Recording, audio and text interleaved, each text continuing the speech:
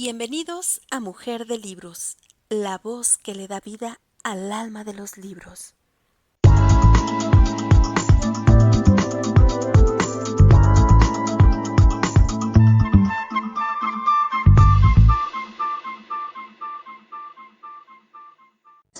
Y vamos a continuar con la lectura de Cómo suprimir las preocupaciones y disfrutar de la vida, sesión número 10.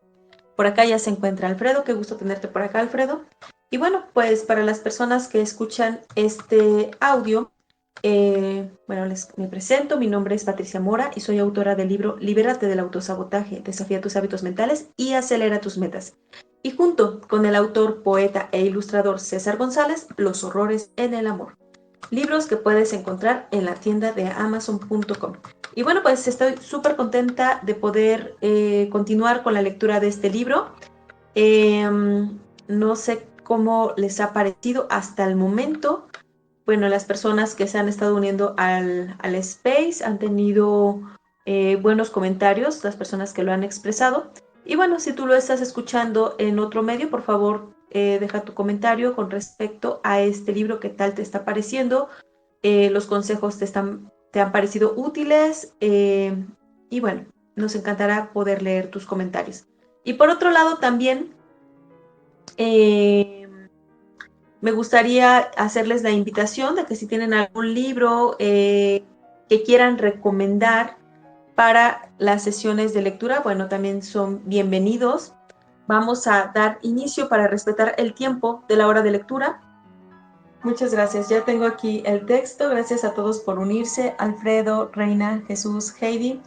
Disculpen el ruido que hay de fondo. De pronto vino el organillero. Así que, bueno, también tradiciones de nuestro querido México.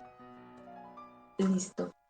Y bueno, hoy sí hice caso a las recomendaciones de ayer del libro de Cómo suprimir las preocupaciones y disfrutar de la vida. Y bueno, vamos a dar inicio a la lectura del día de hoy. Cómo suprimir las preocupaciones y disfrutar la vida, de Dale Carnegie. Comienza la hora de lectura con este maravilloso libro, sesión número 10. 4 buenos hábitos de trabajo que le ayudarán a evitar la fatiga y la preocupación. Buen hábito de trabajo número 1. Despeje su mesa de todo papel que no se refiera al problema inmediato que tiene entre manos. Roland L. Williams, presidente del Chicago and Northwestern Railway, dice: una persona con su mesa llena de papeles sobre diversos asuntos verá que su trabajo es mucho más fácil y preciso si despeja esa mesa de cuanto no se refiera al problema inmediato que tiene entre sus manos. Llamo a esto buena administración, y es el primer paso hacia la eficacia. Si usted visita la biblioteca del Congreso en Washington, D.C., verá 5 palabras dibujadas en el techo. Son 5 palabras escritas por el poeta Pope. Order is heaven. First law. El orden es la primera ley del cielo. El orden debería ser también la primera ley de los negocios. ¿Pero lo es? No. La mesa de trabajo del ejecutivo está atestada de papeles que no se han mirado desde hace semanas. El editor de un diario de Nueva Orleans me dijo en una ocasión que su secretaria despejó una de sus mesas y encontró una máquina de escribir que faltaba desde hacía 2 años. El mero espectáculo de una mesa atestada de correspondencia no contestada, informes y escritos diversos es suficiente para provocar la confusión, la tensión y las preocupaciones. Y es algo mucho peor que esto: el constante recuerdo de 1.000.000 de cosas que hay que hacer y de la falta de tiempo para hacerlas. Puede provocar no solamente tensión y fatiga, sino también alta presión sanguínea, desarreglos cardíacos y úlceras de estómago. El doctor John H. Stokes, profesor de la Escuela de Medicina para Graduados de la Universidad de Pensilvania, leyó un informe ante la Convención Nacional de la Asociación Médica Norteamericana que se titulaba Neurosis funcionales como complicaciones de una enfermedad orgánica. En este informe, el doctor Stokes enumeró 11 condiciones bajo el título que hay que buscar en el estado de ánimo del paciente. He aquí la primera partida de la vista. La sensación de deber u obligación, la interminable sucesión de cosas que tienen necesariamente que hacerse. Pero ¿cómo algo tan elemental como despejar la mesa y tomar decisiones puede ayudar a evitar esta alta presión, esta sensación de debo hacerlo, esta sensación de una interminable sucesión de cosas que tienen necesariamente que hacerse? El doctor William L. Sadler, el famoso psiquiatra, habla de un paciente que, utilizando este sencillo procedimiento, evitó un derrumbe nervioso. El hombre era directivo de una importante firma de Chicago. Cuando llegó a la consulta del doctor Sadler, estaba tenso, nervioso, preocupado. Sabía que iba derechamente a la pérdida de la salud, pero no podía abandonar el trabajo. Necesitaba ayuda. El doctor Sadler dice: mientras este hombre me contaba su historia, sonó el teléfono. Era una llamada del hospital, y en lugar de posponer el asunto, me tomé el tiempo necesario para llegar a una decisión. Yo siempre arreglo las cuestiones, en la medida de lo posible, en el acto. Apenas lo colgué, el teléfono volvió a sonar. Era otra vez un asunto urgente, y me tomé de nuevo el tiempo necesario para estudiarlo. La tercera interrupción se produjo cuando un colega mío vino a la consulta para pedirme consejo en relación con un paciente que estaba muy enfermo. Cuando acabé con mi colega, me volví hacia el visitante y comencé a excusarme por hacerle esperar así. Pero mi visitante se había animado mucho. Tenía en su rostro una expresión completamente distinta. No necesita excusarse, doctor, dijo este hombre a Sadler. En estos 10 minutos últimos, creo que he adivinado lo que anda mal en mi persona. Voy a volver a mi oficina y a revisar mis hábitos de trabajo. Pero antes de que me marche, ¿me permite usted que eche un vistazo a su mesa? El doctor Sadler abrió los cajones de su mesa. Estaban todos vacíos, si se exceptúan algunos inútiles. Dígame, dijo el paciente, ¿dónde guarda sus asuntos no terminados? Están terminados, dijo Sadler. ¿Y dónde guarda su correspondencia pendiente de contestación? Está contestada, le manifestó Sadler. Mi norma es no dejar una carta que tenga que ser contestada sin contestar. Dicto la respuesta a mi secretaria inmediatamente.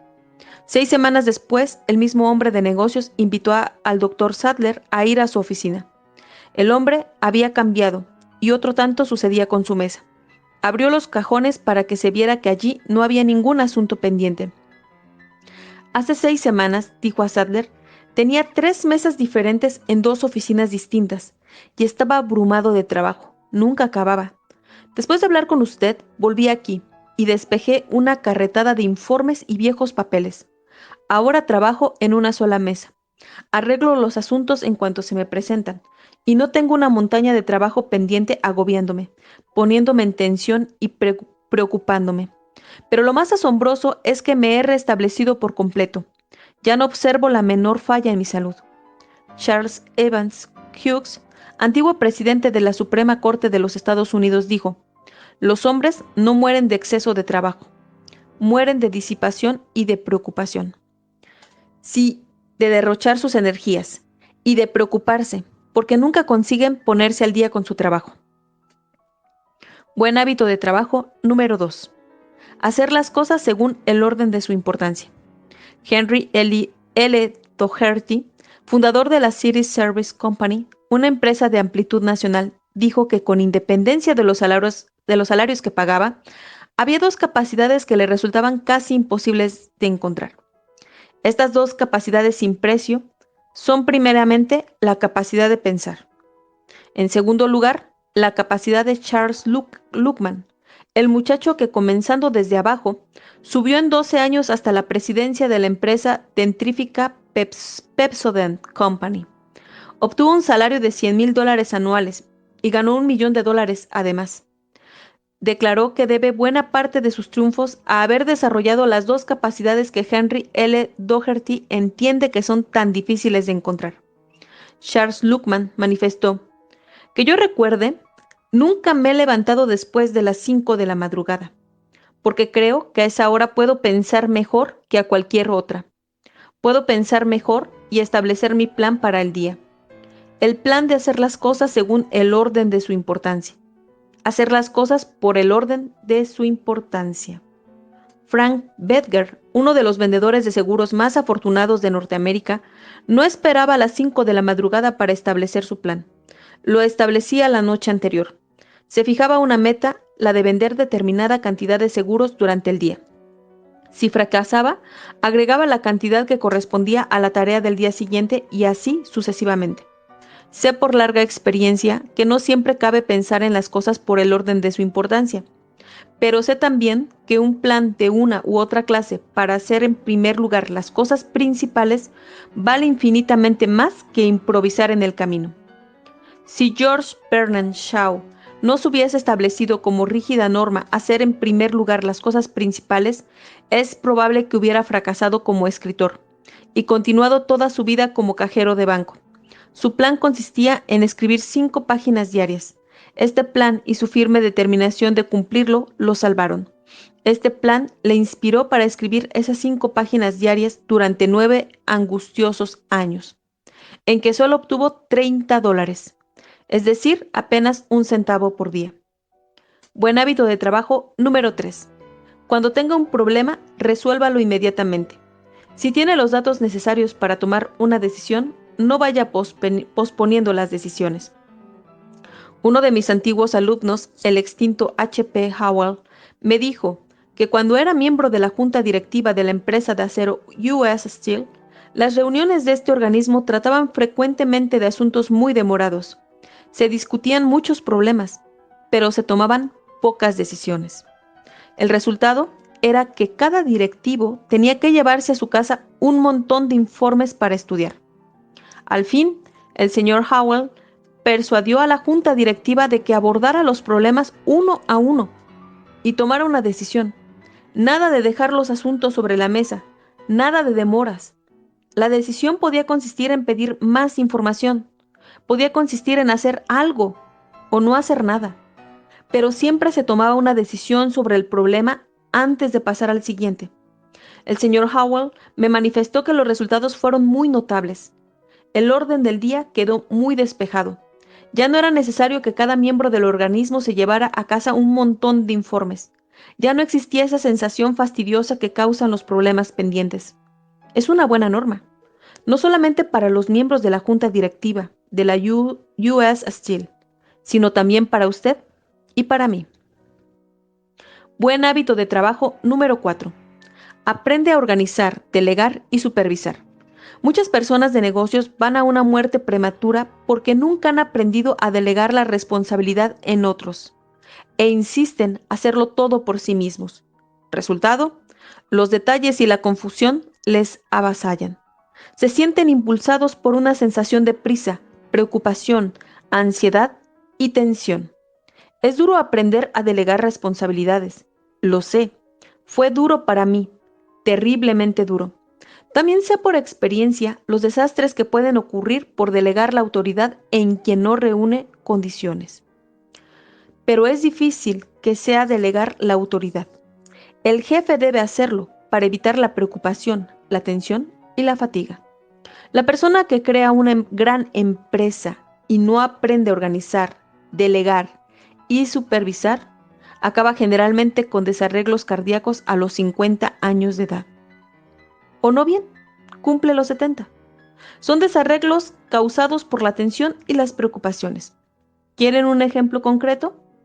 Fíjense en las noticias necrológicas del diario local. 5. ¿Cómo eliminar el aburrimiento que causa fatiga, preocupación y resentimiento? Una de las principales causas de la fatiga es el aburrimiento. Como ejemplo, pongamos el caso de Alicia, una mecanógrafa que vive en la calle de usted. Alicia llegó a casa una noche completamente agotada. Parecía cansada. Estaba cansada. Tenía jaqueca. Le dolía la espalda. Estaba tan agotada que quería irse a la cama, sin cenar. Su madre le suplicó. Se sentó a la mesa. En esto sonó el teléfono. El amigo preferido. Una invitación para un baile. Los ojos brillaron y el ánimo se levantó. La muchacha corrió arriba, se puso el vestido azul y bailó hasta las 3 de la madrugada. y cuando llegó a casa no sentía el menor cansancio. En realidad estaba tan excitada que no podía dormirse. ¿Estaba Alicia verdaderamente cansada 8 horas antes cuando parecía tan agotada? Cierto que sí. Estaba agotada porque estaba aburrida de su trabajo, tal vez aburrida de la vida. Hay millones de Alicias y usted puede ser una de ellas. Es un hecho bien sabido que la actitud emocional tiene por lo general más que ver con la fatiga que el ejercicio físico. Hace unos cuantos años, Joseph E. Parmack, doctor en filosofía, publicó en los archivos de psicología un informe sobre algunos de sus experimentos tendientes a demostrar cómo el aburrimiento produce cansancio. El doctor Parmack sometió a un grupo de alumnos a una serie de pruebas en las que, según se había calculado, revelarían escaso interés. Resultado: los alumnos se sintieron cansados y amodorrados, se quejaron de jaqueca y tensión en los ojos, y mostraron su irritación. ¿Era todo imaginación? No. Estos alumnos fueron sometidos después a pruebas de metabolismo. Estas pruebas mostraron que la presión sanguínea y el consumo de oxígeno disminuyen cuando una persona está aburrida, y que todo el metabolismo se acelera en cuanto la misma persona revela interés y placer por su trabajo. Raramente nos cansamos cuando estamos haciendo algo interesante y excitante. Por ejemplo, recientemente tomé unas vacaciones en los montes canadienses que rodean al lago Louise. Pasé varios días pescando truchas en el arroyo Corral, abriéndome paso entre matas más altas que mi cabeza, tropezando con troncos caídos. Sin embargo, 8 horas diarias de esta tarea no me cansaban. ¿Por qué? Porque estaba exaltado, encantado. Tenía la sensación de haber realizado una gran hazaña. Había pescado 6 magníficas truchas. Pero supongamos que la pesca me hubiera aburrido. ¿Cómo me hubiera sentido entonces? Aquel durísimo trabajo a más de 2000 metros de altitud me hubiera agotado por completo. Aún en actividades tan intensas como el montañismo, el tedio puede cansarnos mucho más que el duro trabajo que hay que realizar. Por ejemplo, el señor S.H. Kickman, presidente de una institución bancaria de Minneapolis, me contó un incidente que es una perfecta ilustración de este aserto. En julio de 1943, el gobierno canadiense pidió al Club Alpino del Canadá que proporcionara guías para adiestrar a los cazadores del Príncipe de Gales en el escalamiento de montañas. El señor Kickman fue uno de los guías elegidos para adiestrar a estos soldados. Me contó cómo él y otros guías, hombres entre los 42 y 59 años de edad, condujeron a los jóvenes combatientes por los glaciares y campos de nieve, y a lo alto de un farallón de 15 metros de altura, donde había que trepar con cuerdas y sin otros apoyos que insignificantes resaltos y agarraderos. Subieron al pico Michael, al pico Vicepresidente y a otras innominadas cumbres del valle de Little Yoho, en las montañas rocosas canadienses. Después de 15 horas de montañismo, estos jóvenes, que estaban en excelentes condiciones, acababan de terminar un curso de 6 semanas en un duro adiestramiento de comando. Revelaban el más completo agotamiento. Es que esta fatiga era causada por la utilización de músculos que no habían sido endurecidos en el adiestramiento de comando. Quien haya presenciado alguna vez este adiestramiento considerará ridícula la pregunta. No, estaban tan agotados porque les aburría aquel montañismo. El cansancio era tan grande que algunos se echaban a dormir sin esperar a comer. Pero los guías, hombres que duplicaban y triplicaban a los soldados en edad, ¿estaban cansados? Sí, pero no agotados. Los guías comían y continuaban levantados durante horas en amena charla acerca de las experiencias del día. No estaban agotados porque estaban interesados. Cuando el doctor Edward Tordick de Columbia realizaba experimentos sobre la fatiga, hacía que varios jóvenes se mantuvieran despiertos durante casi una semana, manteniéndolos siempre interesados. Se dice que al cabo de una intensa investigación, Tordick dijo: el aburrimiento es la única causa real de la disminución del trabajo. Si es usted un trabajador mental, Rara vez le cansará la cantidad de trabajo que realice. Puede cansarse por la cantidad de trabajo que no realice.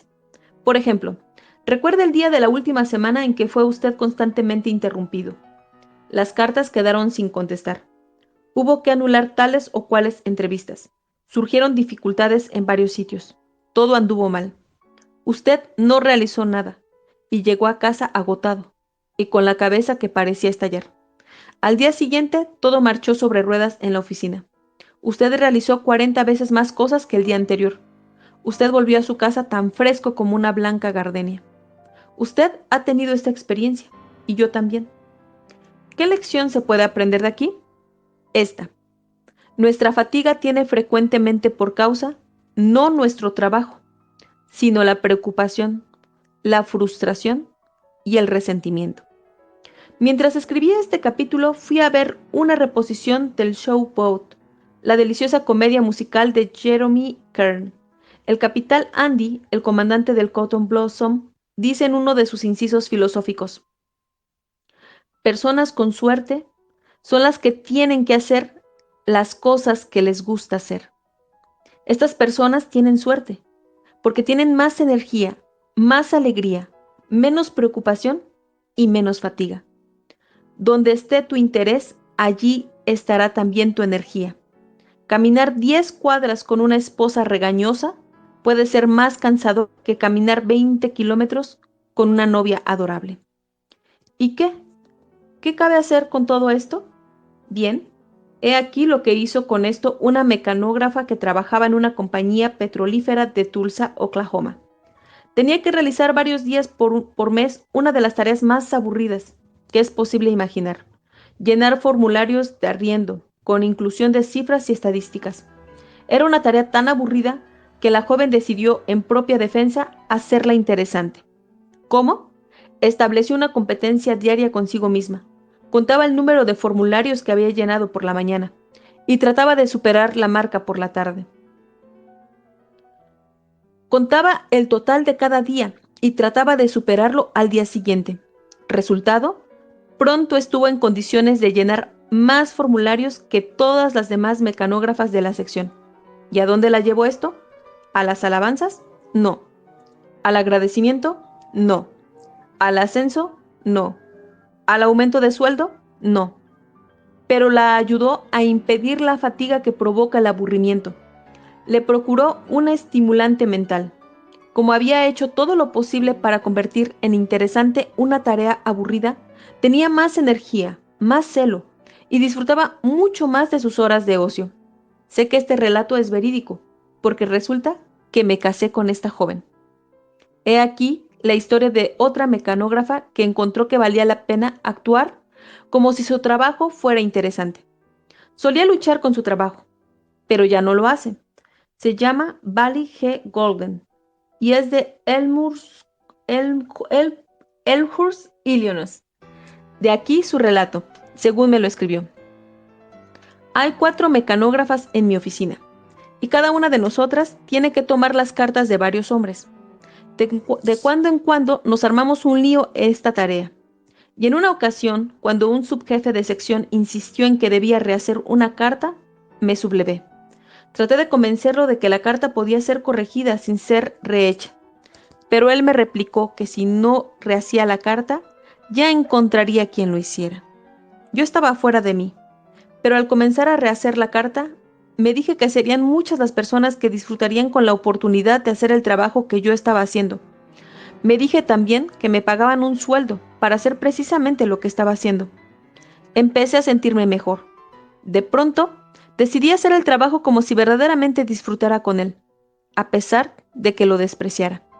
E hice así este importante descubrimiento: hacer el trabajo como si verdaderamente se disfrutara con él. Permite cierto disfrute. También he averiguado que puedo trabajar más deprisa si disfruto con mi trabajo. Tal es la razón de que muy rara vez tenga ahora que trabajar fuera de las horas ordinarias. Esta nueva actitud mía me conquistó la reputación de buena trabajadora. Y cuando uno de los jefes de sección necesitó una secretaria particular, me eligió a mí para el puesto, porque según dijo, yo siempre estaba dispuesta a hacer sin gruñir cualquier trabajo extraordinario. Este asunto del poder de una nueva actitud mental ha sido para mí un gran descubrimiento. Ha obrado maravillas. Bailey Golden utilizó la milagrosa filosofía, como si, del profesor Hans Weichinger. Actúe como si su trabajo le interesara, y esta actuación tenderá a crearle un interés real. También tenderá a disminuir su fatiga, sus tensiones y sus preocupaciones. Hace unos cuantos años, Harlan A. Howard tomó una decisión que cambió su vida por completo. Decidió hacer interesante una tarea tediosa. Y su tarea era verdaderamente tediosa. Lavar platos, fregar mostradores y eliminar todo rastro de los helados en la cantina de la escuela de segunda enseñanza, mientras los demás chicos jugaban al fútbol o bromeaban con las chicas. Harlan Howard desdeñaba su trabajo, pero como tenía que hacerlo, decidió estudiar el helado. ¿Cómo se hacía? ¿Qué ingredientes se utilizaban? ¿Por qué unos helados eran mejores que otros? Estudió la química del helado y se convirtió en la lumbrera de la clase de química de la escuela. Se interesó tanto en la química de la alimentación que ingresó en el Colegio del Estado de Massachusetts y se destacó en el campo de la tecnología alimentaria. Cuando la Bolsa de Cacao de New York ofreció un premio de $100 para el mejor estudio sobre los usos del cacao y el chocolate, un premio al que podían aspirar todos los estudiantes universitarios, ¿saben ustedes quién lo ganó? Han acertado. Fue Harlan Howard. Cuando se vio en dificultades para encontrar trabajo, Harlan Howard abrió un laboratorio privado en el sótano de su casa, en Amherst, Massachusetts.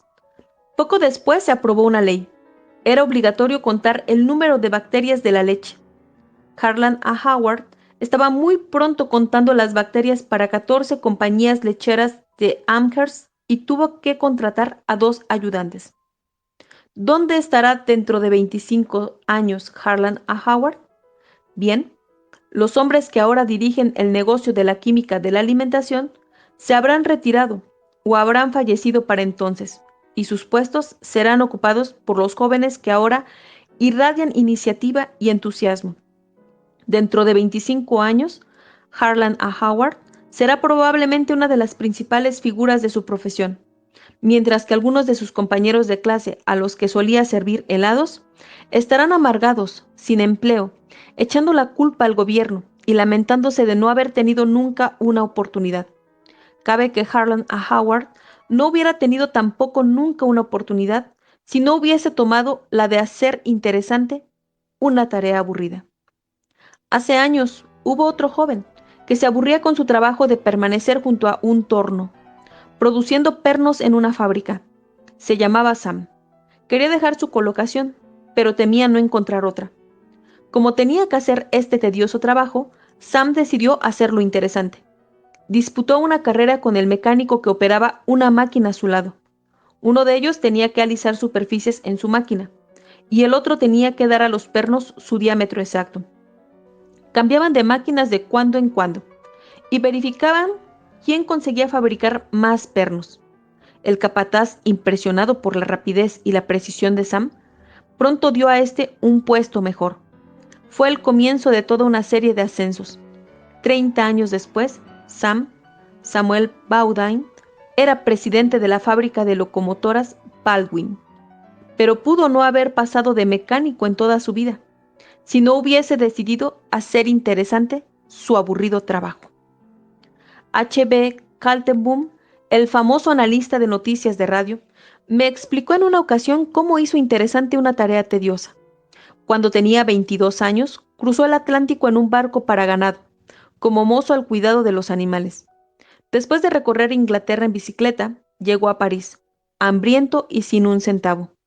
Empeñó su máquina fotográfica por $5 y mediante un aviso que puso en la edición de París del diario The New York Herald, obtuvo un puesto de vendedor de aparatos estereoscópicos. Si usted ha cumplido ya los 40 años, recordará aquellos antiguos estereoscopios que poníamos ante nuestros ojos para contemplar 2 imágenes exactamente iguales. Al mirar, sucedía un milagro. Las 2 lentes del estereoscopio transformaban las 2 imágenes en una sola, con el efecto de una tercera dimensión. Veíamos la distancia, obteníamos una asombrosa sensación de perspectiva. Bien, como iba diciendo, Kaltenborn comenzó a vender estos aparatos de puerta en París. Y no sabía francés, pero ganó $500 de comisiones aquel año y se convirtió en uno de los vendedores de Francia mejor pagados. H.B. Kaltenborn me dijo que esta experiencia desarrolló en él las cualidades que conducen al triunfo más que cualquier año de estudios en Harvard. ¿Confianza? Me afirmó que después de aquella experiencia, se consideró capaz de vender las actas del Congreso norteamericano a las amas de casa francesas. Esta experiencia le procuró también un íntimo conocimiento de la vida francesa, lo que sirvió después de mucho para interpretar ante el micrófono los acontecimientos europeos. ¿Cómo se las arregló para convertirse en un buen vendedor ignorando el francés? Bien, pidió a su patrón que le escribiera lo que tenía que decir en perfecto francés, y se lo aprendió de memoria. Llamaba a una puerta, y salía el ama de casa. Kaltenborn comenzaba a recitar de memoria con un acento tan espantoso que resultaba cómico. Mostraba al ama de casa las imágenes, y cuando se le hacía alguna pregunta, se limitaba a encogerse de hombros y a decir, un yanqui, un yanqui. Se quitaba el sombrero y enseñaba la copia en perfecto francés de lo que tenía que decir pegada en el forro. El ama de casa se echaba a reír, él también, y había así ocasión para enseñar más imágenes. Cuando H.B. Kaltenborn me contó todo esto, confesó que su trabajo había sido cualquier cosa menos fácil. Me dijo que solo una cualidad le permitió seguir adelante: su determinación de hacer interesante el trabajo. Todas las mañanas, antes de salir de casa, se miraba al espejo y se decía unas cuantas palabras de ánimo. Kaltenborn, tienes que hacer esto si quieres comer. Y como tienes que hacerlo, ¿por qué no lo pasas bien mientras lo haces? ¿Por qué no te imaginas que cada vez que llamas a una puerta eres un actor ante las candilejas y hay un público que te está mirando? Al fin y al cabo, lo que estás haciendo es tan divertido como cualquier cosa de la escena. ¿Por qué no pones celo y entusiasmo en el asunto? El señor Kaltenborn me dijo que estas charlas diarias ante el espejo le ayudaron a transformar una tarea que había odiado y temido en una aventura que le agradaba y le resultaba muy provechosa. Cuando pregunté al señor Kaltenborn si tenía algún consejo que dar a los jóvenes norteamericanos con deseos de triunfar, dijo sí, lucha contigo mismo cada mañana. Hablamos mucho acerca de la importancia del ejercicio físico para despertarnos del medio sueño, en que tantos nos desenvolvemos. Pero necesitamos todavía más algún ejercicio mental y espiritual que nos impulse cada mañana a la acción. Háblate a ti mismo con palabras de ánimo todos los días. ¿Es que hablamos así? ¿Es tonto, superficial, infantil? No. Es, por el contrario, la misma esencia de una sólida psicología. Nuestra vida es la obra de nuestros pensamientos. Estas palabras son tan ciertas hoy como hace 18 siglos, cuando fueron escritas por primera vez por Marco Aurelio en sus meditaciones. Nuestra vida es la obra de nuestros pensamientos. Hablándose a sí mismo a todas horas, usted puede orientarse a tener pensamientos de coraje y felicidad, pensamientos de vigor y paz. Hablándose a sí mismo de las cosas que debe agradecer, puede usted llenar su espíritu de pensamientos que encubran y cantan. Al tener los pensamientos acertados, usted puede hacer cualquier tarea, menos desagradable. Su patrón quiere que usted se interese en un trabajo, porque quiere hacer más dinero. Pero olvidémonos de lo que el patrón quiere. Pensemos únicamente en lo que puede beneficiarnos el interés en nuestro trabajo. Recordemos que podemos duplicar la felicidad de nuestra vida, pues empleamos en el trabajo la mitad de nuestras horas de vigilia. Y si no hallamos la felicidad en el trabajo, es posible que no la encontremos nunca en ninguna parte. Recordemos que interesándonos en nuestra tarea, eliminaremos nuestras preocupaciones y a la larga obtendremos probables ascensos y aumentos de sueldo. Y aunque esto no suceda, reduciremos nuestro cansancio a un mínimo y disfrutaremos más de nuestras horas de ocio. 6. ¿Cómo no preocuparse por el insomnio? ¿Se preocupa usted cuando no puede dormir? Entonces tal vez le interese saber que Samuel Underhill, el famoso abogado internacional, no disfrutó de una buena noche de sueño en toda su vida. Cuando Sam Untermyer fue a la universidad, estaba preocupado por dos afecciones: el asma y el insomnio.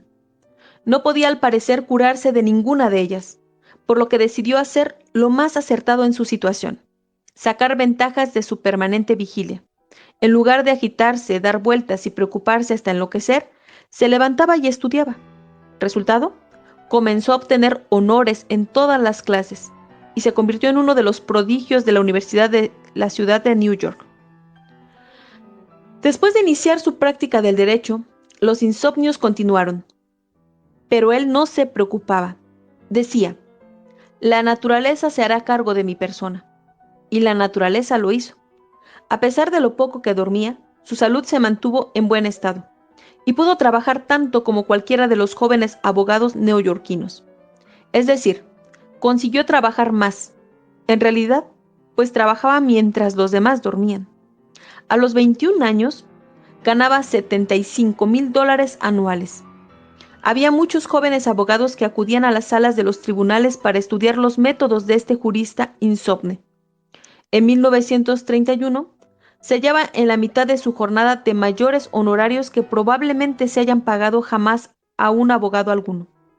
$1,000,000 en dinero constante y sonante. Sin embargo, este hombre seguía con sus insomnios. Leía hasta la medianoche y se levantaba a las 5 de la madrugada, hora en que empezaba a dictar cartas, para cuando la mayoría de las gentes iniciaba sus tareas. Sam se hallaba en la mitad de su jornada de trabajo.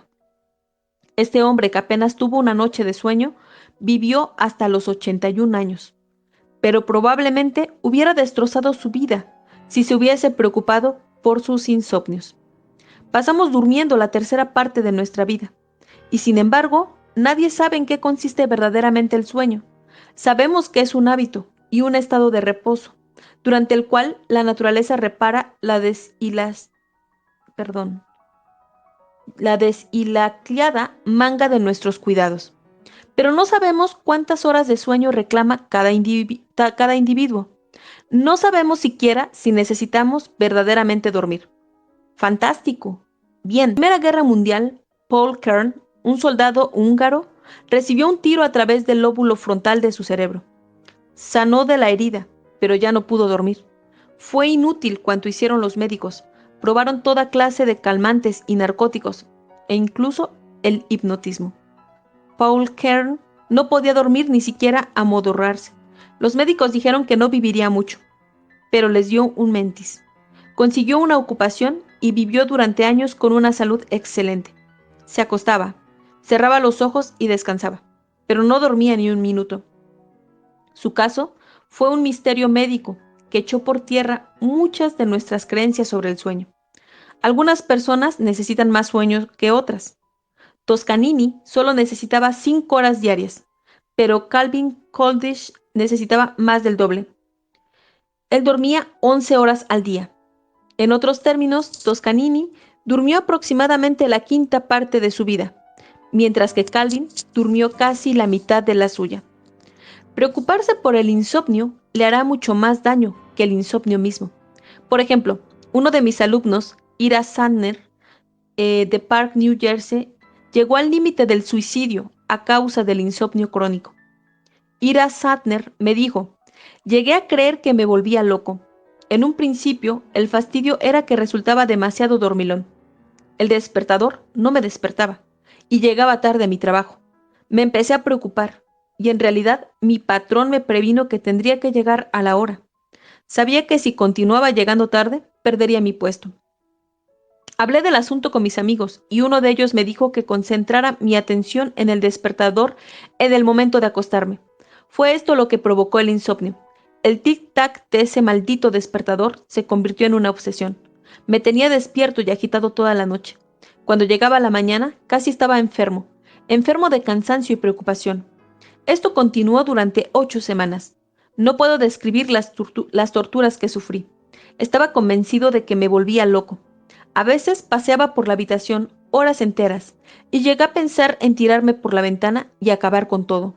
Finalmente, visité a un médico, a quien conocía de toda la vida, Y este médico me dijo, Ira, no puedo ayudarlo. Nadie puede ayudarlo, porque es usted quien ha creado eso en su interior. Váyase a la cama esta noche, y si no puede dormir, olvídese de todo eso. Dígase, me importa un comino que no pueda dormir. Nada ha de pasar si permanezco despierto hasta la mañana.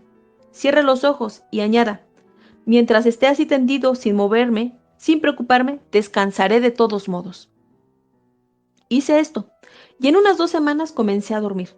En menos de un mes llegué a dormir 8 horas y mis nervios volvieron a un estado normal. No era el insomnio lo que estaba matando a Ira Sadner, era su preocupación por el insomnio.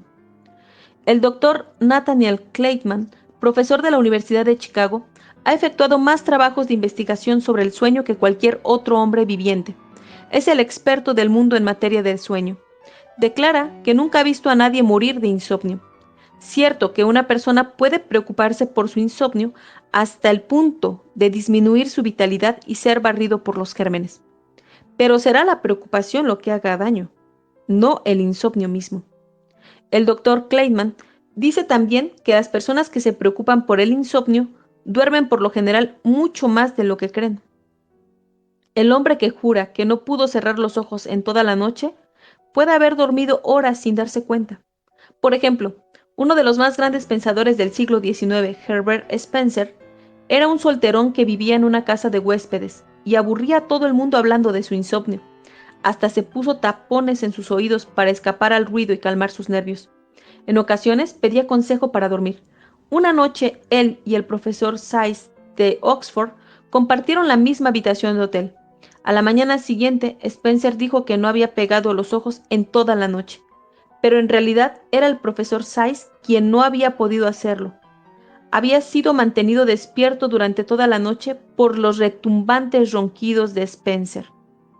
El primer requisito para pasar una buena noche de sueño es la sensación de seguridad.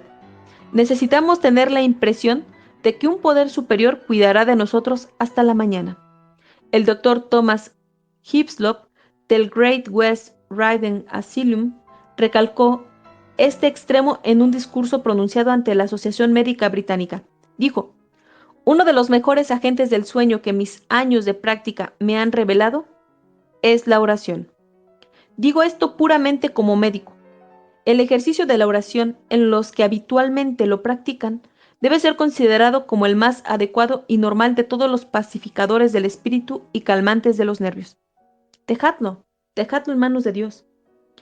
Janet MacDonald me dijo que cuando estaba deprimida y preocupada y no podía dormir, obtenía siempre una sensación de seguridad repitiendo el Salmo 23. El Señor es mi pastor. No me veré en la privación.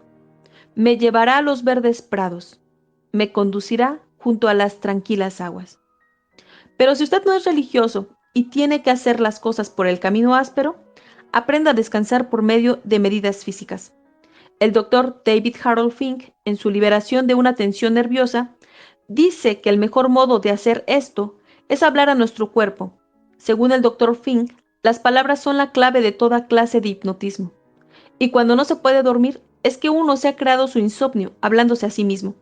El modo de deshacer esto es deshipnotizarse. Y cabe lograrlo diciendo a los músculos del cuerpo, vamos, vamos, aflojaos y descansad. Sabemos ya que el espíritu y los nervios no pueden descansar mientras los músculos estén tensos. Por tanto, si queremos dormir, tenemos que comenzar con los músculos. El doctor Fink recomienda, y es algo que tiene resultado en la práctica, colocar una almohada debajo de las rodillas, a fin de aflojar los músculos de las piernas, y otras 2 pequeñas almohadas bajo los brazos por razón análoga. Después, diciendo a la mandíbula, los ojos, los brazos y las piernas que descansen. Nos quedamos finalmente dormidos antes de darnos cuenta de nada. Lo he probado. Es cosa que sé. Una de las mejores curas del insomnio es la de cansarse físicamente trabajando en el jardín, nadando, jugando al tenis o fútbol, o desarrollando simplemente un trabajo físico agotador. Esto es lo que hacía Theodore Dreiser cuando era un joven autor que trataba de abrirse camino, Se preocupaba por el insomnio y buscó una ocupación de obrero manual en el ferrocarril central de New York. Después de un día de trabajo de pico y pala, estaba tan agotado que apenas podía despertarse para comer. Si nos cansamos lo suficiente, la naturaleza nos obligará a dormir, aunque estemos caminando. Como ejemplo diré que cuando yo tenía 13 años de edad, mi padre envió una carretada de cerdos cebados a Saint Joe, Missouri. Como obtuvo 2 pases para el tren, me llevó consigo. Hasta entonces nunca había estado en una localidad de más de 4,000 almas. Cuando bajamos en Saint Joe, una ciudad de 60,000 habitantes, estaba excitadísimo. Vi rascacielos de 6 pisos y, maravilla de maravillas, un tranvía. Puedo todavía cerrar los ojos y ver y oír a ese vehículo. Después del día más emocionante de mi vida, mi padre y yo tomamos el tren de retorno a nuestra casa. Llegamos al pueblo a las 2 de la madrugada y tuvimos que andar 6 kilómetros para llegar a nuestra granja. Y aquí está lo importante del relato. Estaba tan agotado que dormía y soñaba mientras andábamos. He dormido frecuentemente montado a caballo y vivo para contarlo. Cuando los hombres están completamente agotados, duermen profundamente en medio del fragor, el horror y el peligro de la guerra. El doctor Foster Kennedy, el famoso neurólogo, me dijo que durante la retirada del Quinto Ejército Británico en 1918, vio a soldados tan agotados que caían al suelo y se quedaban dormidos, como si estuvieran en coma. No se despertaban ni cuando se les levantaba los párpados con los dedos. Y advirtió el doctor Foster Kennedy que invariablemente las pupilas de los dormidos habían girado hacia arriba. Este neurólogo declara después de esto: cuando duermo mal, practico este levantamiento de las pupilas y veo que al cabo de unos cuantos segundos comienzo a bostezar y a sentir sueño. Se trata de un reflejo automático sobre el que no tengo dominio. Nadie se ha suicidado negándose a dormir y nadie lo hará nunca. La naturaleza obligará a la gente a dormir a pesar de todos los esfuerzos de la voluntad. La naturaleza nos dejará continuar sin alimento o sin agua mucho más tiempo que sin sueño. El hablar de suicidios me recuerda el caso que describe el doctor Henry C. Link en su libro El reencuentro del hombre. El doctor Link es vicepresidente de la Psychological Corporation y trata con muchas personas preocupadas y deprimidas.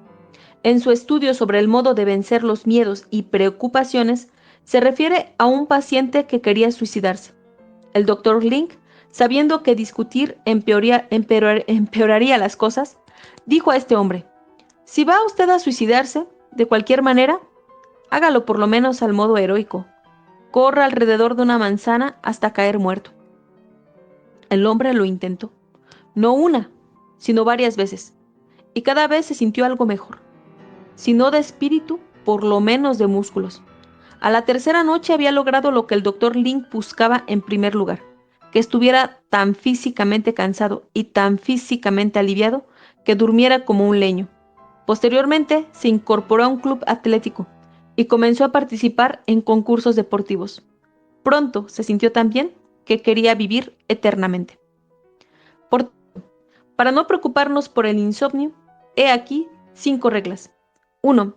Si no puede usted dormir, haga lo que hizo Samuel Untermyer. Levántese y trabaje, o lea hasta que sienta sueño. 2. Recuerde que nadie se ha muerto por falta de sueño. Preocuparse por el insomnio causa generalmente mucho más daño que el insomnio mismo. 3. Intente rezar o repita el Salmo 23 como hacía Janet MacDonald. 4. Haga descansar a su cuerpo. 5. Ejercicio. Cánsese físicamente hasta el punto de no poder permanecer despierto. En síntesis, 6 maneras de impedir la fatiga y la preocupación y de conservar la energía y el ánimo. Regla número 1. Descanse antes de cansarse. Regla número 2. Aprenda a descansar en su trabajo. Regla número 3. Aprenda a descansar en el hogar. Regla número 4. Aplique estos 4 buenos hábitos de trabajo. A. Despeje su mesa de trabajo de todo papel que no se refiera al problema inmediato que tenga entre manos. B. Haga las cosas por el orden de su importancia. C.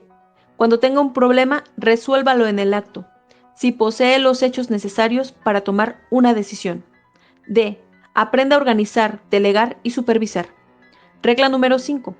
Para impedir la fatiga y la preocupación, ponga entusiasmo en su trabajo. Regla número 6. Recuerde que nadie se murió por falta de sueño. Es la preocupación por el insomnio lo que hace el daño, no el insomnio.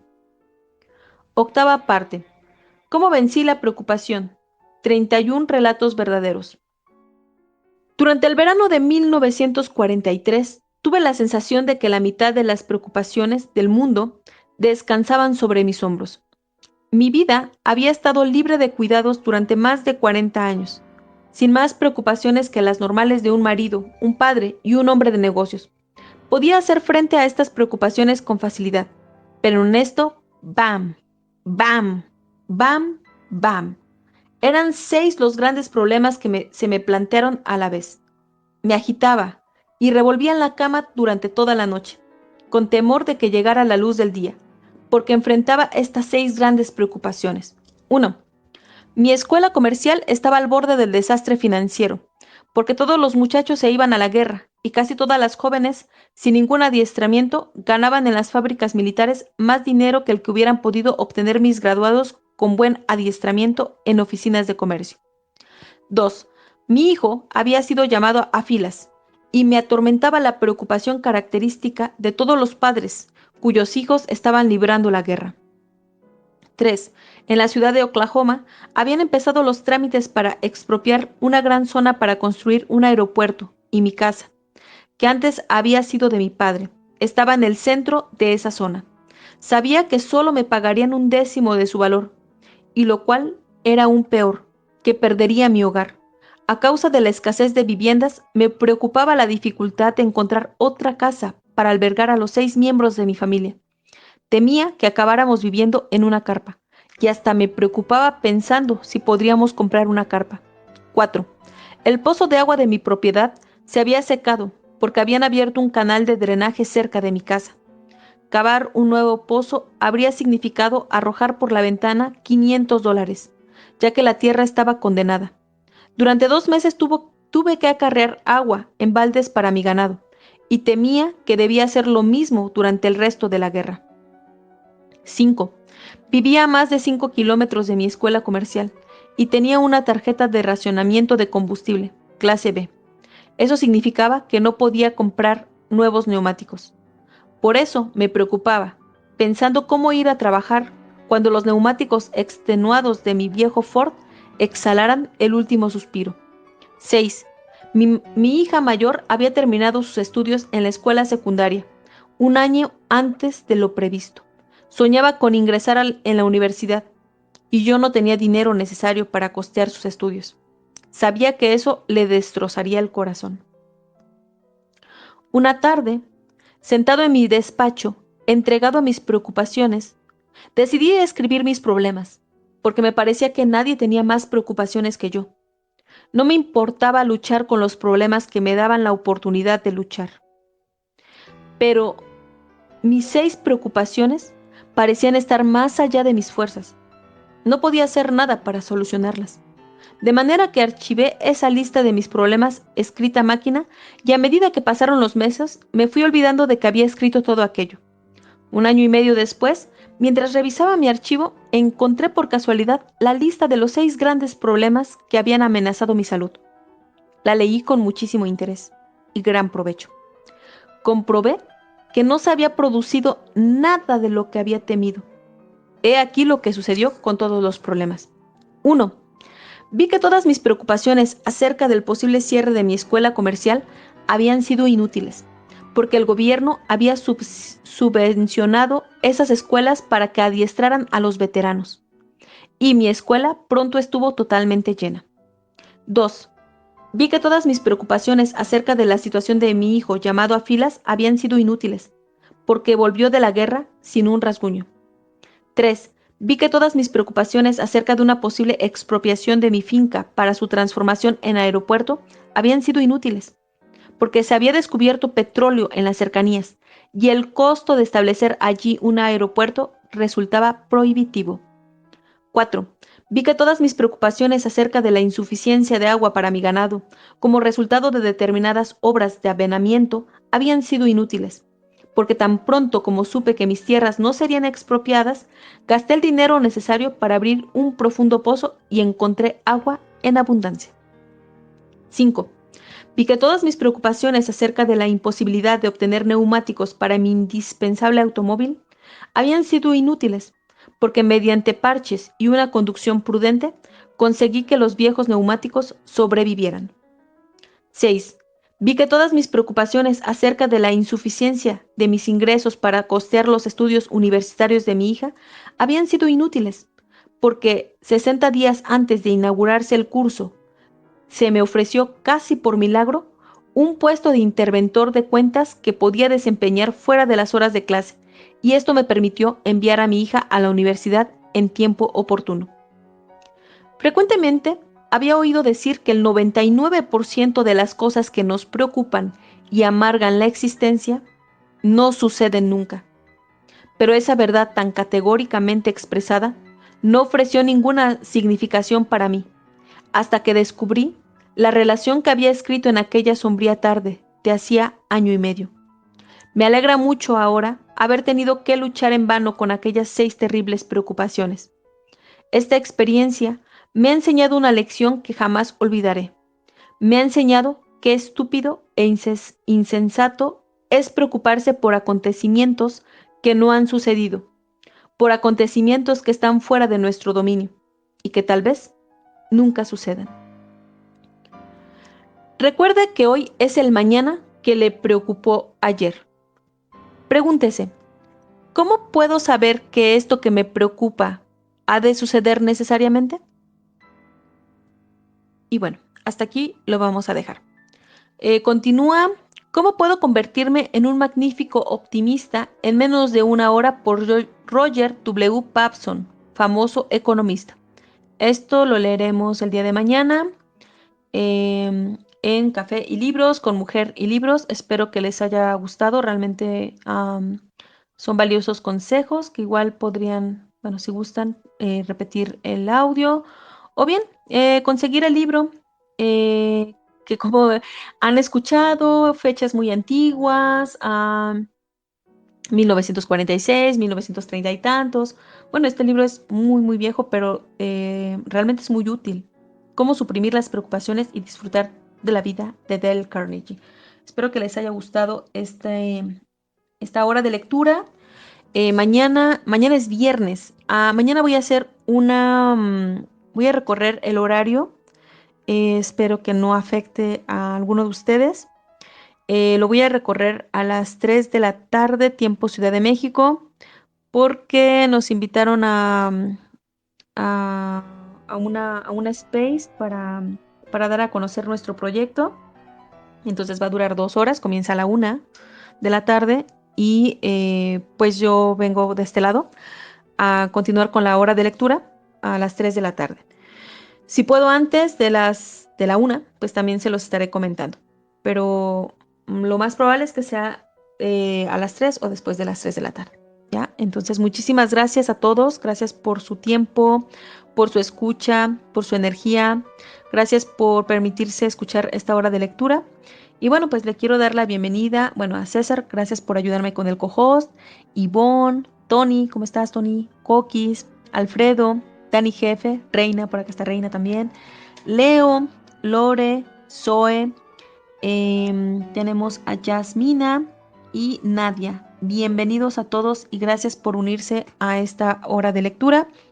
Me imagino que también entraron otras personas al space y bueno, ya no tuve tiempo de saludarlos, pero les agradezco de verdad a cada una de las personas que se unió a esta hora de lectura. Si alguien quiere comentar algo, puede solicitar con confianza el micro para que no sé, comente algo o quiera aportar algo de lo que se leyó hoy en el libro, de cómo suprimir las preocupaciones y disfrutar de la vida. A mí me llamó mucho la atención el caso del hombre que tenía la intención de suicidarse, pero el doctor le recomendó que mejor, que si lo iba a hacer, que se suicidara como de forma heroica, ¿no? Y que corriera la manzana hasta que muriera de cansancio. A mí me dio mucha risa eso, porque sí, efectivamente, bueno, al menos no sé si haya aquí personas que hayan disfrutado de la experiencia de correr un maratón o un ultramaratón, bueno, carreras de resistencia. No, y terminas, bueno, después de cada entrenamiento, terminas sí cansado físicamente, pero con más energía. Es algo realmente extraño. Em, no, no es extraño. Realmente es la adrenalina, las endorfinas, todo lo que se produce, la química de nuestro cerebro. Sí, podrás tener cansancio físico, podrás sentir que las piernas ya no te responden, pero no, la alegría que se siente no tiene precio. Así que muy recomendado también ese tipo de prácticas. Y en cuanto al insomnio, también me dio risa, ¿no? Como también es lo que creemos que pasa. Ese hombre que se quejaba de que no podía dormir y cuando compartió cuarto con un profesor, el que no pudo dormir fue el profesor porque el otro se la pasaba roncando. Así que muy interesantes las anécdotas que nos comparte Del Carnegie en este capítulo. Bueno, pues parece que no hay. Sí, aquí por aquí hay un request. Hola, Jazz, ¿cómo estás? Bienvenida. Es la primera vez que entro a este space y me la habían recomendado y me gustó. De la lectura, no sé a qué altura del tiempo entré, pero yo me identifiqué con el caso de la secretaria. Yo fui secretaria mucho tiempo. eh, y pues yo era de las que nunca decía que no a mis jefes, siempre todo lo que me pedían yo lo hacía y todo, pero pues sí me cansé, ¿no? Como que no era algo de ganar, ganar. Yo al principio lo tomaba como, ay, es experiencia, estoy aprendiendo y pues es para mi persona, ¿no? Yo lo veía así como aprendizaje, pero llega un momento en el que pues sí te cansas de estar para los demás todo el tiempo, sacrificar tu casa, tu familia, y a veces ni siquiera es por un gran sueldo, ¿no? Y para ganar un sueldo que yo quería realmente ganar, tuve que trabajar 2 turnos, tuve que estar en 2 lugares y lidiar con mucha gente, entonces pues ya hasta que el, el punto donde yo decidí dejar de ese trabajo, esos trabajos, pues fue que ya tuve a mis hijas, otro que mi jefe no me dio, pero no me daba vacaciones, entonces pues ya dije, no, sí me merezco mis vacaciones y pues si no me las va a dar ni modo, ¿no? Pues él siempre decía, es que hay trabajo y cómo le vas a hacer si te vas a ir y tenemos que entregar y pues no, decidí mejor alejarme y pues ya estoy tranquila. Me gusta mucho trabajar, me gusta estar frente a un escritorio, me gusta hacerlo. Ahorita no he podido trabajar, pero es algo que me apasiona, pero ya sé hasta dónde, ya como que sí tengo fijado como mi límite y hasta qué puedo aceptar y qué no puedo aceptar en un trabajo. Y pues por lo demás también, muy motivante todos los casos porque ningún personaje se rindió, ¿no? Y buscó el modo de salir adelante y eso en realidad es muy motivante para muchos y me gustó tu espacio. Muchas gracias. Muchas gracias, Jazz, por unirte a esta hora de lectura. Bueno, te comparto, esta es la 10ª sesión de este libro, Cómo suprimir las preocupaciones y disfrutar de la vida. Afortunadamente quedan grabados, como les compartía el día de ayer. Pueden visitar www.youtube.com/mujer de libros. Ahí voy a colocar en orden las horas de lectura. En este momento, no, bueno, en cuanto terminemos justamente los pendientes, porque esta semana está bueno, les estaré anunciando ya formalmente cuando nuestro tercer libro, bueno, mi tercer libro, el segundo libro de César, ya se encuentre disponible en la tienda de Amazon. Entonces hemos estado trabajando en ello, así que no me he dado el tiempo de descargar los audios de cómo suprimir las preocupaciones y disfrutar de la vida y hacer todo el proceso, ¿no? El proceso que implica para colocarlos en YouTube. Pero, bueno, se encuentran las grabaciones Esta lectura la comenzamos el lunes 19 de septiembre. Esta es la 10ª hora de lectura. Y bueno, este es el 13º libro que leemos en el espacio en vivo. Pero este sí, nos hemos tardado más en este libro, porque, bueno, sí es un poquito, tiene más contenido, tiene más, no sé, es como, siempre les digo los libros flaquitos y los libros gordos, ¿no? Entonces, este es de los gorditos, entonces, pero no, la verdad que es súper entretenido. Y bueno, ahí voy a colocar todos los audios ya. O bien, si no les gusta YouTube, pues también pueden encontrar el podcast de Mujer de Libros en iTunes, en iVoox y en Spotify, en todos los medios. O bien, aquí en Twitter, que pueden ir viendo desde el primer audio, que fue el 19 de septiembre, y así sucesivamente, ¿no? Cada una de las horas de lectura. O bien, como opción, como sugerencia, conseguir el libro Cómo suprimir las preocupaciones y disfrutar de la vida de Dale Carnegie. La verdad que vale mucho la pena. Hemos estado explorando día con día diferentes tópicos que nos ofrece el autor y creo que son consejos muy, muy prácticos. Muchas gracias, Jazz, por compartir tu opinión. Bienvenida. Me alegra mucho que te hayan recomendado este space. Gracias a ti y gracias a ti por aceptar la recomendación y gracias a la persona que te recomendó el space, ¿no? Y bueno, también muchísimas gracias a todas las personas que se sumaron como escuchas activas dentro de este space. Bueno, pues si no tienen nada más que comentar, adelante, César. Hola, no, cortito, me gustaría saludar aquí a las personas, bueno, a Jazz que subió, a Ivonne, a Tony, a Sueli, Coquis, Dani, Reina, Alfredo, Leo, gracias por estar acá, qué rico que nos estén acompañando y nada, pues un abrazo desde aquí, no me voy a ir sin saludar, así que un abrazo, que tengan una linda tarde. Muchas gracias, César. Pues sí, muchísimas gracias a todos, Jazz, Ivonne, Tony, Coquis, Alfredo, Dani, Reina, Leo y Zoe. Caras conocidas, ya son parte de este lugar. Muchísimas gracias por estar aquí. Y bueno, no echen en saco roto los consejos que Dale Carnegie nos ha compartido en cómo suprimir las preocupaciones y disfrutar de la vida. Tratemos en lo máximo de observarnos y qué es lo que nos preocupa el día de hoy. Y bueno, con base a estos consejos, pues hacer algo con respecto a nuestras preocupaciones. Así que bueno, por aquí veo un request. Qué extraño. Ya, Reina. Hola Reina, ¿cómo estás? Bienvenida. Estoy a punto de cancelar el request.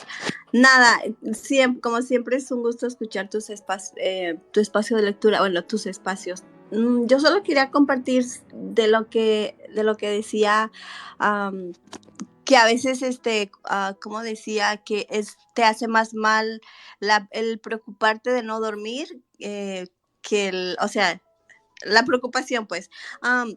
Recuerdo que en algún momento, ya lo he comentado en otros espacios antes con el grupo y eso, que a veces yo tenía algunos trabajos y pues yo siempre trabajaba de noche porque pues mis hijos en el día o las cosas de la casa o eso no me dejaban hacerlo.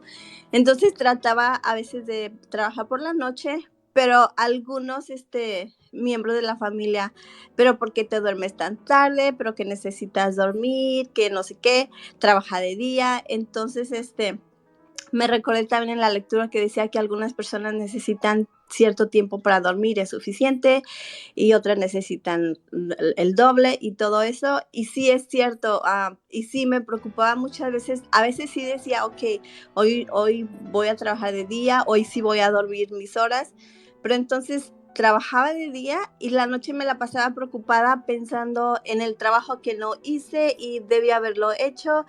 Y daba vueltas y vueltas y pensaba ya son las 3 de la mañana y todo este tiempo hubiera usado para trabajar y así pasaba la noche.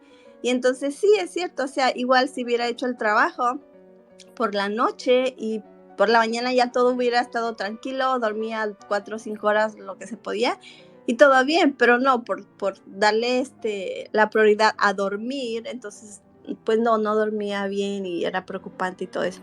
Solo eso quería compartir porque sí, en parte sí me ha pasado así, entonces mejor no preocuparse y hacer lo que se tenga que hacer y dormir cuando se tenga que dormir. Las personas duermen en diferente horario, ya sabemos por ciertas personas del grupo, pero es todo lo que quería compartir.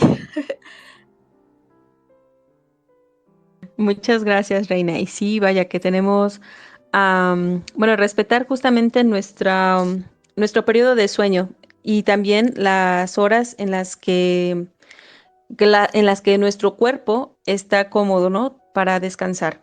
Sí, fíjate también, ese es un debate que también he tenido a lo largo de la vida, en el que, bueno, sí, también soy de las personas que le gusta dormir, que necesita más horas de sueño. Y personas que luego han necesitado menos horas de sueño me han dicho, oye, es que duermes mucho, ¿no? Yo digo, bueno, es que es como lo que necesito dormir, ¿no?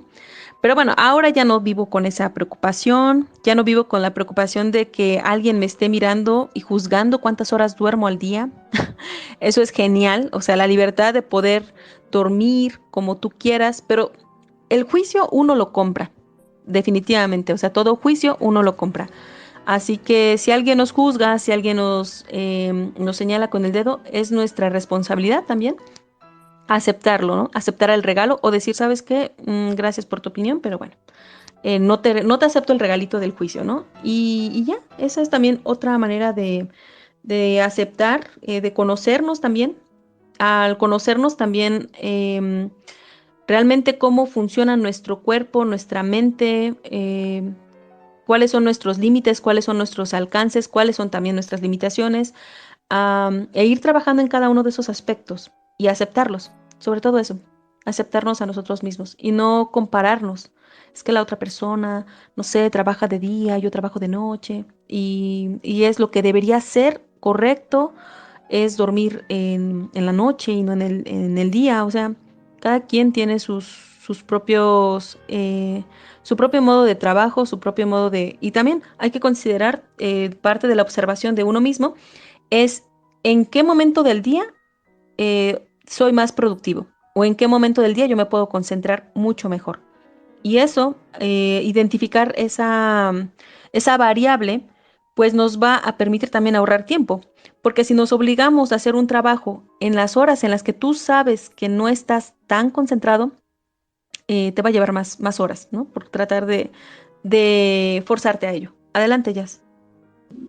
Sí, en mi caso, por ejemplo, yo estudio, metí a estudiar la licenciatura de Administración de Pequeñas y Medianas Empresas, y a esto ya pasó 4 años y medio, y y cuando me empiezo a estudiar, me empiezan a decir hasta en mi casa, ¿y por qué estudias? ¿Y para qué? Y que, pues si ni siquiera vas a ejercer y así, ¿no? O sea, no, pues yo porque yo quiero. Entonces me aceptaron en la universidad, hice mi examen y ya me entero que estoy embarazada y bueno, digo, bueno, me voy a graduar cuando mi bebé tenga 4 años, ¿no? Y mi examen en realidad estudio en línea, una modalidad abierta y en línea. Y mi examen duró 6 horas, entonces yo estuve sentada 6 horas así con mi pancita y con el dolor y con la presión y total que me quedé en la universidad. Y traté como de no preocuparme todo este tiempo porque yo decía, me iba a aliviar, o sea, iba a tener a mi bebé y no voy a poder, ¿no? Y mejor me doy de baja porque la universidad pues siempre te da la opción de una baja temporal, lo cual yo nunca quise hacerlo porque yo decía, es que si lo hago ya no voy a regresar y no, mejor pues poco a poco. Y pues ya pasaron los 4 años, no me di de baja y ya ahorita estoy en mi proyecto terminal. Y eso traté de hacer, o sea, no de preocuparme, sino de ocuparme en lo que tenía que hacer en mi casa, en mis hijas, en la carrera, en esto, ¿no? Entonces dije, bueno, no voy a trabajar, pero sí voy a estudiar. Y entonces así he estado y pues ya ahorita ya medio que descanso y sí, el mejor tiempo para estudiar, pues yo lo ocupo en las noches. porque en el día intento sentarme a hacer las cosas y no puedo porque ya vi que he tirado esto, o que ya quieren algo las niñas, o que tengo que salir a comprar cosas. Entonces yo en la noche es cuando ocupaba mi tiempo para estudiar, o muy temprano, o pararme muy temprano 2 horas y a dar otra vez al día. Y eso es todo.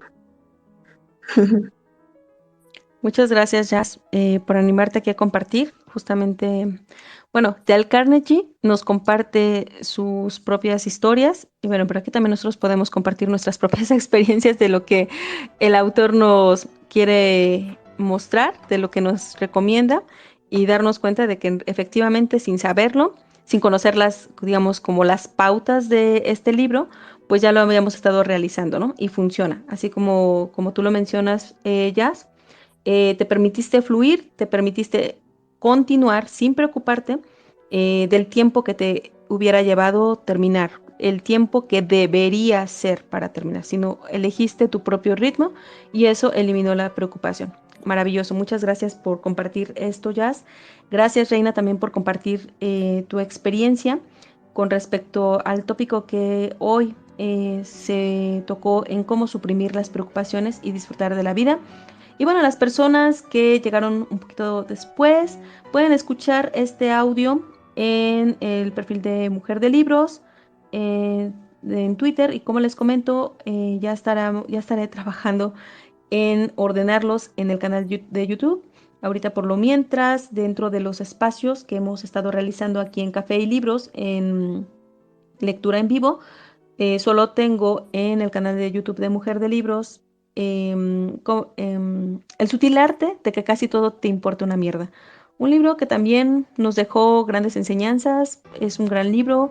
Por ahí lo compartí con una persona que tenía como unas ciertas dificultades y a mí me alegró muchísimo que me dijera, oye, gracias por la recomendación del libro, me puse a leerlo, me puse a platicar con mi familia, les expuse tal cosas que traía en manos, que me preocupaban y establecimos estrategias de solución y todo está marchando bien. Así que a mí me alegra muchísimo haberla escuchado, que me haya compartido eso, de que justo la recomendación de un libro la ayudó a salirse de ese atolladero que tenía emocional y fabuloso. Esa es la magia de la lectura, la magia de los libros y bueno, esa también es la invitación aquí en Café y Libros, que nos demos cuenta que una hora de lectura nos puede llevar a encuentros con libros en poco tiempo, realmente. Con la sabiduría del libro lo podemos tener tal vez en,